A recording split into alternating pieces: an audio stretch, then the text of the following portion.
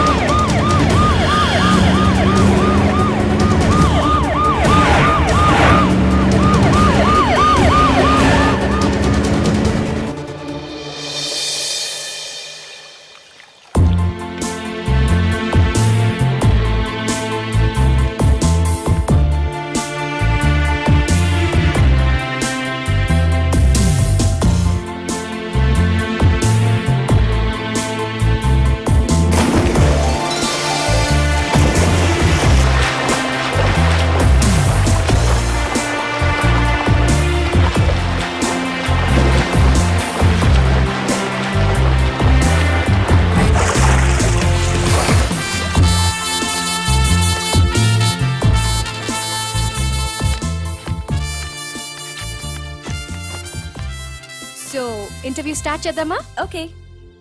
ఈ రాష్ట్రానికి మీ నాన్నగారు ముఖ్యమంత్రి, మీరు పాలిటిక్స్ లో PhD చేస్తున్నారు. మీకు కూడా రాజకీయాల్లోకి రావాలని ఆసక్తిగా ఉందా? నో వే, నాకు పాలిటిక్స్ లో 1% కూడా ఇంట్రెస్ట్ లేదు. లేనప్పుడు MBBS ఇంజనీరింగ్ చదవకుండా పాలిటిక్స్ ఎందుకు చదువుతున్నారు? దేశంలో డజన్ల కొద్దీ చీఫ్ మినిస్టర్లున్నారు.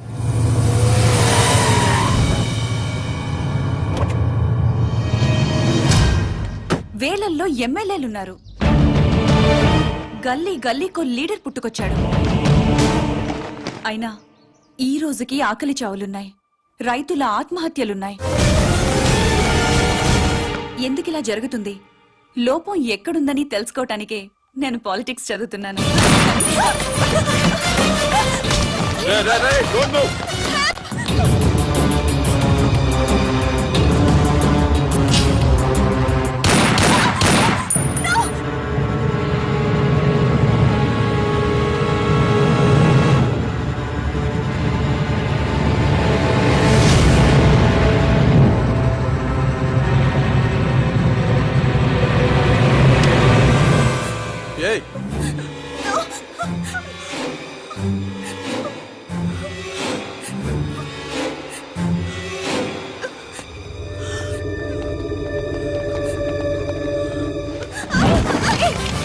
అమ్మాయి ఎవరో తెలుసా?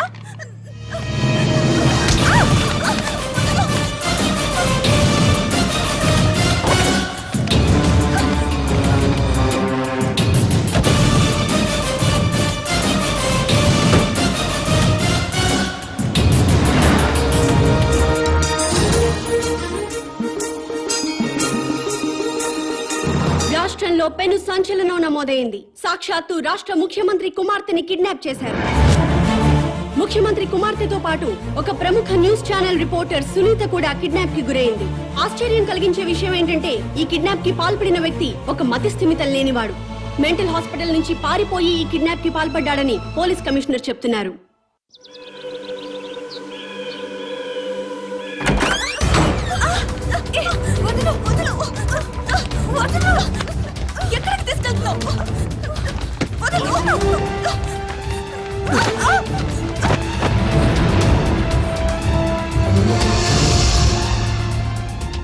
ఎవరు నువ్వు? మా డాడీ మీద పొలిటికల్ గ్రడ్జా? రౌడీవా, గూండావా, టెర్రరిస్టువా లేక కిరాయి హంతకుడివా? డబ్బుల కోసం కిడ్నాప్ చేసావా? ఓకే, నేను సీఎం కూతుర్నని తెలియక కిడ్నాప్ చేసుంటావు. ఇప్పుడు తెలిసింది కదా? తెలిసిందిగా. వదిలేస్తే క్షమించేస్తాను, లేదా మా డాడీకి చెప్పి డాడీకి చెప్పి ఎన్కౌంటర్ చేయిస్తా. ఏంటి ఎన్కౌంటర్? చెయ్యి.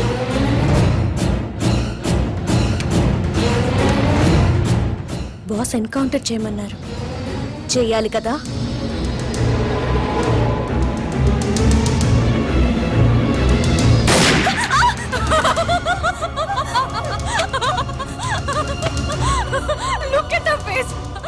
భయపడ్డావా? చూడేలా ఉనికిపోతుందో. సీఎం కూతురు కదా, చాలా కేర్ఫుల్ గా ఉండాలి. ఎంత కేర్ఫుల్ గా ఉండాలో తెలుసు కదా. సారీ మేడం, నేను రియల్ జర్నలిస్ట్ నే. ఇద్దరం కలిసి మిమ్మల్ని కిడ్నాప్ చేశాం.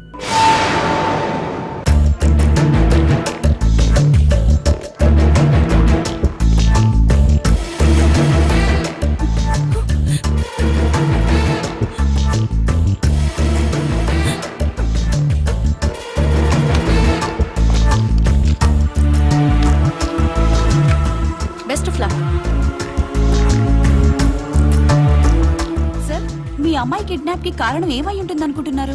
అసలు ఈ సంఘటన ఊహించలేకపోతున్నాను. నాకు కానీ మా కుటుంబానికి కానీ ఎవరితోనూ వ్యక్తిగత కక్షలు లేనే లేవు. సార్, మీ అమ్మాయికి లవ్ అఫేర్ ఏమైనా ఉందా? ప్రేమ గీమ ఏమీ లేదు. రాజకీయ కక్షలుండే అవకాశం ఏమైనా ఉందంటారా? నాకు శత్రువులు ఎవరూ లేరు. దర్యాప్తు పూర్తయిన తర్వాత వివరాలు మీకు తెలియజేస్తాను.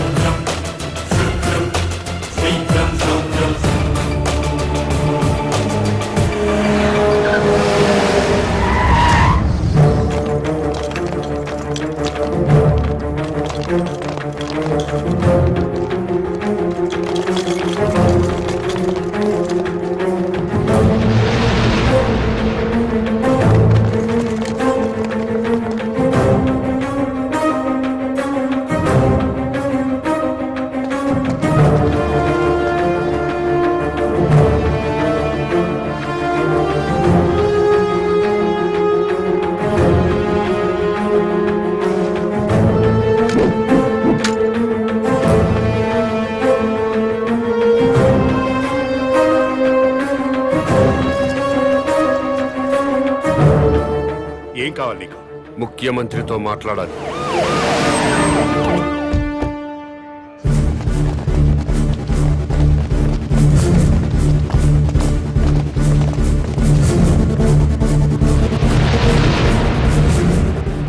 నీ డిమాండ్స్ ఏమిటి?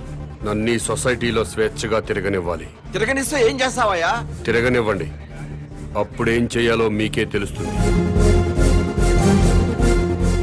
పోలీస్ రికార్డులో వాడి పేరు కామన్ మ్యాన్ గా ఎస్టాబ్లిష్ అయింది సార్. పోలీస్ స్టేషన్లో పిచ్చివాడిగా కేసు నమోదైంది సార్. వాడిని ఏదో ఒక కారణంతో ఎన్కౌంటర్ చేయడానికి కూడా వీలు లేకుండా పోయింది సార్. అతను కిడ్నాపరు, కిరాయి హంతకుడు అయ్యుంటే అమ్మాయి గారిని కిడ్నాప్ చేసిన తర్వాత మళ్ళీ మన ముందుకు రాడు సార్. వాడిని ఫ్రీగానే వదిలేద్దాం సార్. వాడిని సీక్రెట్ సర్వేలెన్స్ లో పెట్టి అమ్మాయి గారిని ఎక్కడ దాచిపెట్టాడో కనుక్కుందాం సార్. సరే, పోలీసుల్ని వెనక్కి పిలిపించండి.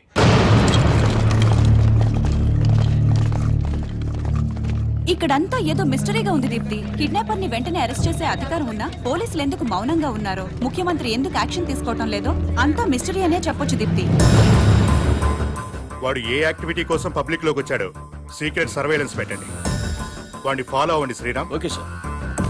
సార్ పోలీస్ రికార్డుల్లో మీకు మెంటల్ అని ఉంది, మరి చూడడానికి బాగానే ఉన్నారు. సీఎం గారి కూతురుతో పాటు జర్నలిస్ట్ ఎందుకు కిడ్నాప్ చేశారు? సునీత మీకు ముందే తెలుసా? ఇక్కడ ఏమైనా గుడి ఉందా? లేదండి, వైన్ షాప్ ఉంది.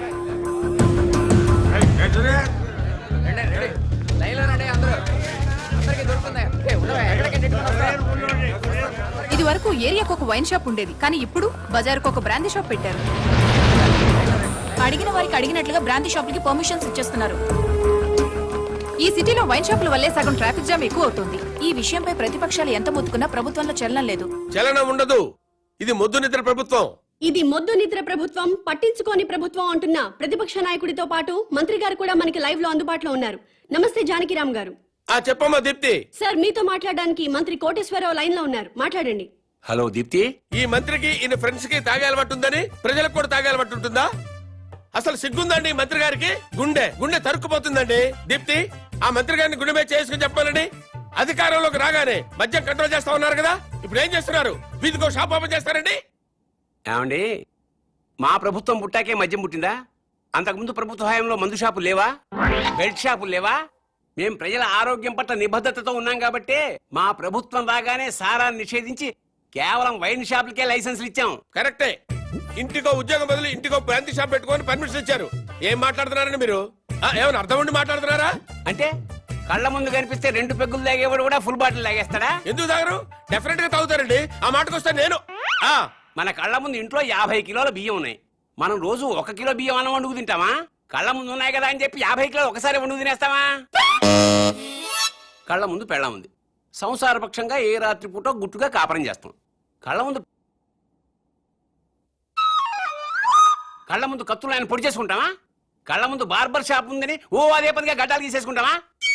హలో హలో, ప్రజల్లో పద్ధతి క్రమశిక్షణ ఉండాలి గాని కళ్ళ ముందు కనిపిస్తే నాశనం అయిపోతారా? అదే హలో హలో, ఏంటా చివరి మొక్కలు వినపట్టలేదు? జానకిరామ్ గారు. వినపట్టలేదమ్మా, నాకు వినపట్టలేదమ్మా. జానకిరామ్ గారు, మాకు మీ మాటలు వినిపిస్తున్నాయి. ఇంపార్టెంట్ పాయింట్ వచ్చేసరికి కనెక్షన్ డిస్కనెక్ట్ అవుతుందమ్మా. వినిపిస్తోంది జానకిరామ్ గారు, మాట్లాడండి. హలో హలో, కట్ అయిపోయిందమ్మా, ఇక్కడ కట్ అయిపోయింది. ఏం దీప్తి, ప్రతిపక్ష నాయకుడు పారిపోయాడా?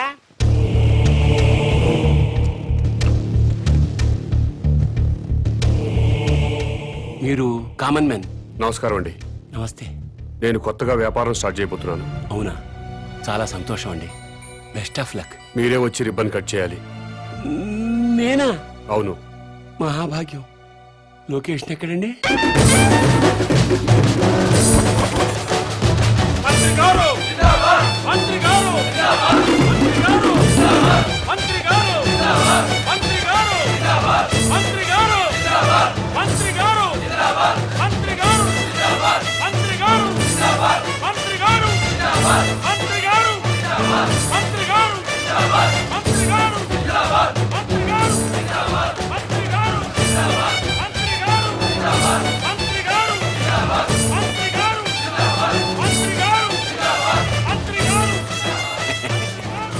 ముహూర్తం టైం అయిపోతుంది. ముందుగా నేమ్ బోర్డు ప్రారంభోత్సవం చేయండి. ఈ కామన్ మ్యాన్ గారు చేపట్టిన వ్యాపారం నా చేతుల మీదుగా ప్రారంభమవుతున్నందుకు ఆనందపడుతూ గర్వపడుతూ తన్మయత్వం చెందుతూ లాగుతున్నాను. చప్పట్లు కొట్టండి, కొట్టండి, కొట్టండి అయ్యా.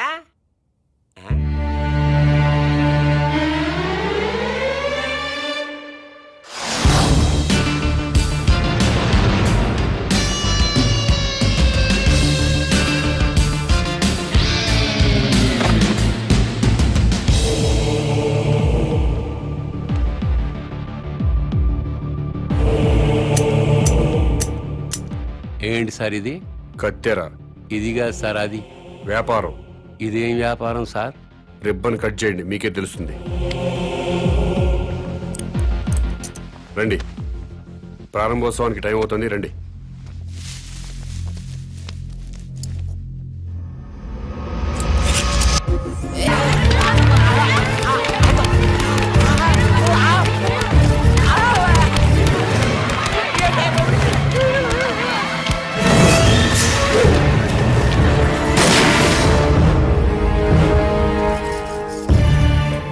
ఆవేశపడ్డం మాని మీకు వచ్చిన బాధ ఏంటో చెప్పండి, సమాధానం చెప్తాను. నువ్వు అసలు మనిషివా పశువా? నువ్వు మంత్రివా బ్రోకర్వా? ఏ విధమైన ఇలాంటి వ్యాపారం పెడతాడా?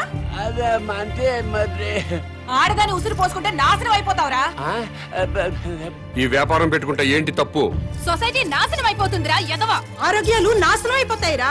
ఏడ్సొచ్చి జనాలు శవాలైపోతారా. బ్రాందీలు విస్కీలు తాగి జనాలు శవాలు కాటలేదా? ఆడవాళ్ల తాళిబుట్లు తెగట్లేదా? తాగిన మొత్తులో కన్న కూతుళ్ళనే రేప్ చేసిన వాళ్ళు లేరా? మరి మీరు ఈ బ్రాందీ షాపులు ఎందుకు మూయించటం లేదు? దేశం మొత్తం మందు అనేది లేకుండా ఎందుకు చేయట్లేదు? ఈ సిగరెట్లు తాగి ఊపిరితిత్తులు పాడైపోయి చాలా మంది చస్తున్నారు. పాన్ పరాగులు గుట్కా ప్యాకెట్లు తింటున్నారు. ఎంతో మంది నోటి క్యాన్సర్ తో చస్తున్నారు.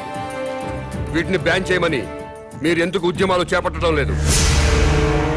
ఈ సమాజంలో వ్యభిచారం ఎంత ప్రమాదమో బ్రాందీ సిగరెట్లు గుట్కాలు కూడా అంతే ప్రమాదం. మీరు ప్రజలు మేలు కోరే ప్రజా సంఘాలు అయితే వీటన్నిటినీ దేశంలో లేకుండా చేయండి. అప్పుడు నేను ఈ వ్యాపారం మానుకుంటాను. మీరు చెప్తున్న మందు షాపులు, సిగరెట్లు, గుట్కా వ్యాపారాలు ప్రభుత్వ పర్మిషన్ తీసుకుని లీగల్ గా పెట్టుకునేవి. మీ వ్యాపారానికి పర్మిషన్ లేదే. నాకు కూడా పర్మిషన్ ఇప్పించండి సార్. ప్రభుత్వం పర్మిషన్ ఇచ్చాక పెట్టుకోండి, అప్పటిదాకా మూసుకోండి. ముందుగా ప్రభుత్వ పర్మిషన్ లేకుండా అక్రమంగా కట్టుకున్న ఇళ్లను క్రమబద్ధీకరణ చేయట్లేదా? అలాగే నా వ్యాపారాన్ని కూడా క్రమబద్ధీకరణ చేయండి. త్వరలో ఈ వ్యాపారానికి స్టేట్ మొత్తం బ్రాంచీలు పెడుతున్నా. బెల్ట్ షాపులు కూడా తెరుస్తా. ఈ వ్యాపారానికి బెల్ట్ షాపులా? Don't ask where I am. Yes, I let you know everything detailly.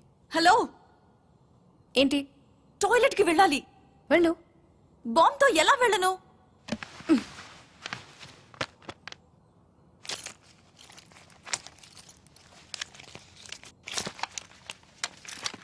జాగ్రత్త, బీ కేర్ఫుల్.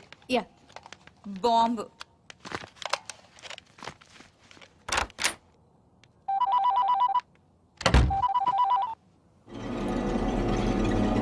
అవును. Very good. సరే, నేను ఇక్కడ ఉన్నట్టు నువ్వు ఎవరికి చెప్పక, అర్థమైందా?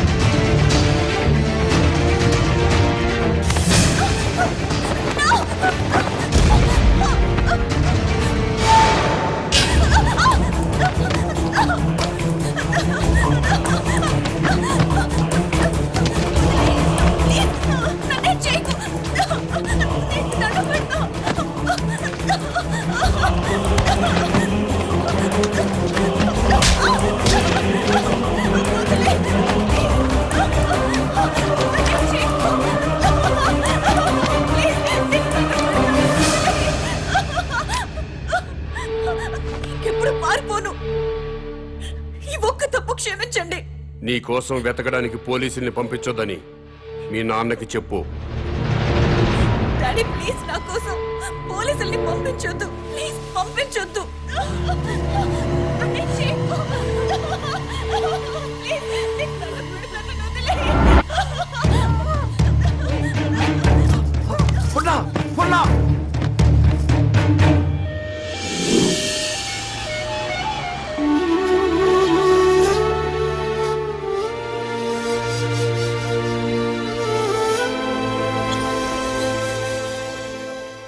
వాడి డిమాండ్స్ ఏమిటో తెలిసిన తర్వాత మూవ్ అవుదాం.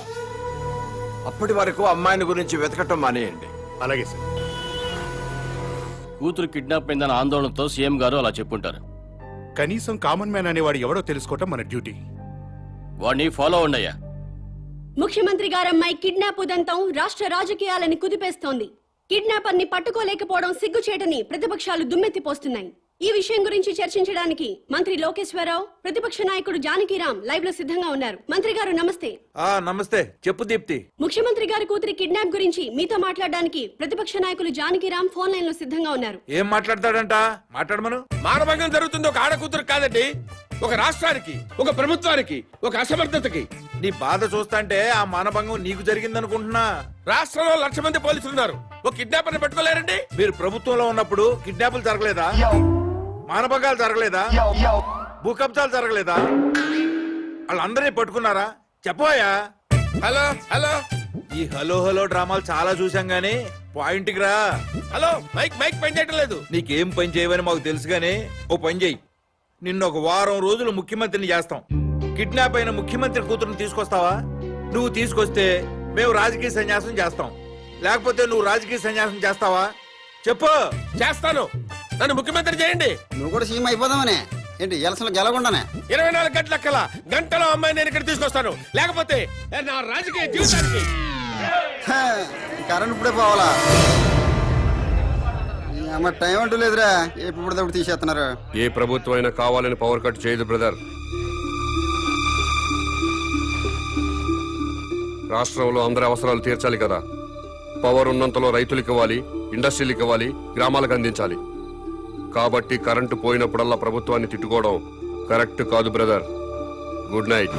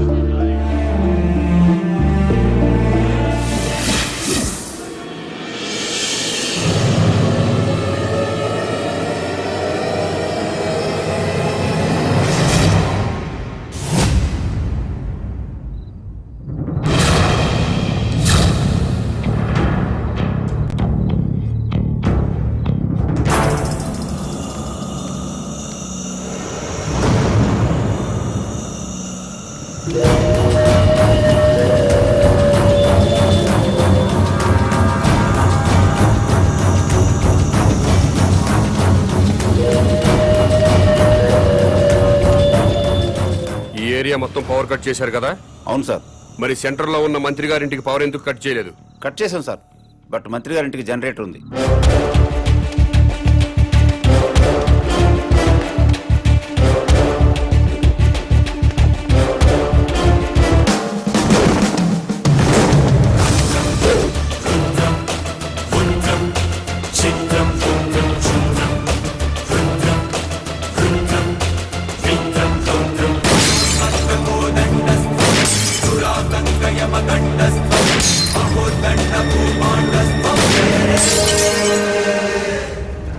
ఏమైందయ్యా?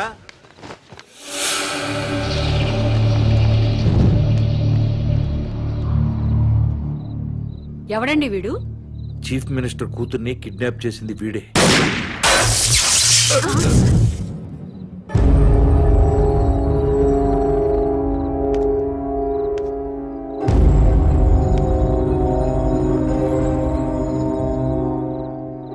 ఈ ఏరియాలో ఉన్న ప్రజలందరి ఇళ్లలో కరెంటు పోయింది. మంత్రివి, మీ ఇంట్లో మాత్రం కరెంటు ఉండటంలో అర్థం ఏంటి?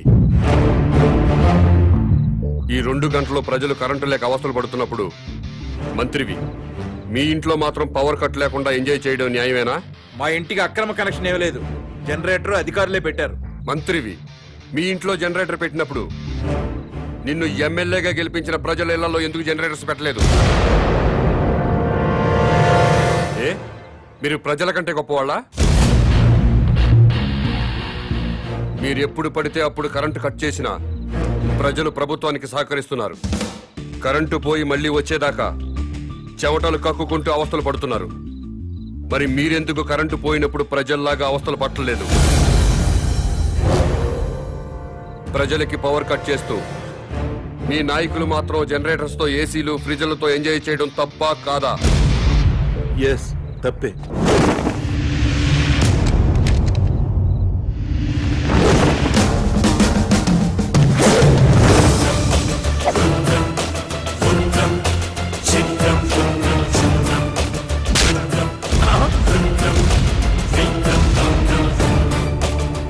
ప్రజల్లా బతకండి, ప్రజల కోసం బతకండి. ప్రజలు నవ్వినప్పుడే మీరు నవ్వండి, ఏడ్చినప్పుడు మీరు ఏడవండి. ప్రజలు బాధలు పడుతున్నప్పుడు ఆ బాధలు పంచుకుంటూ సేవ చేసినప్పుడే ప్రజాసేవకి అర్థం సార్.